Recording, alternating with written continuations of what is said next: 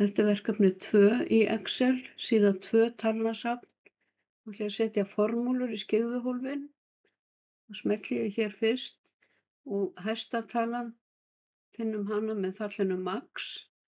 Getum farið hérna í örina niður hjá summufallinu og fundið max. Og ég dreg yfir svæðið. Og þetta þýðir hæsta gildið á svæðinu A2 til E8. Síðan ætla ég að finna lægstu töluna. Þá ætla ég að fara hér og finna MIN og dreg yfir svæðið og það er lægsta talan á sama svæði A2 til E8. Síðan ætla ég að finna hvaða tala kemur oftast fyrir í talnasafninu eða tíðasta gildi.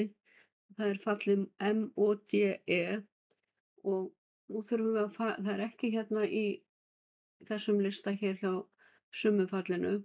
Við getum farið hérna í More Functions eða smellt hérna á FX-hnappinn.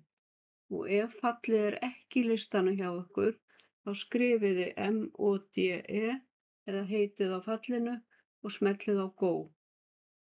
Hægið þetta hér og OK. Og ég dreg yfir svæðið MODE og hvaða tala kemur oftast fyrir á svæðinu A2 til E8. Það er talan 12. Sjáðu hana hérna nokkrum sinnum. Síðan ætlum við að telja hvað það eru margar tölur í talnasafninu og þá getum við annarkvort farið hérna í FX-hnappinn og fundið fallið Count eða farið hér og valið Count Numbers.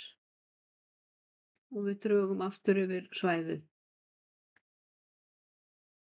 Síðan ætlum við að leggja allar tölurnar saman og förum við hérna í summufallið og drögum yfir svæðið.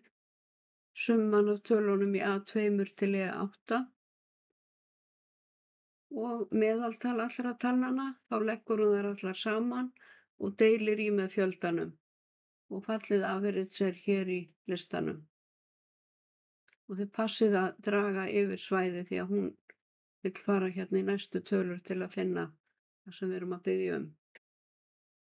Þannig að meðaltalið er 14. Við ætlum að hafa einn aukastaf og þá getum við farið hérna í, smellt hérna í einn aukastaf. Tekið hann af hér, smellt á hér. Ef við viljum hafa fleiri en einn, þá smellum við tvisvar eða oftar. Og ég ætla að mista.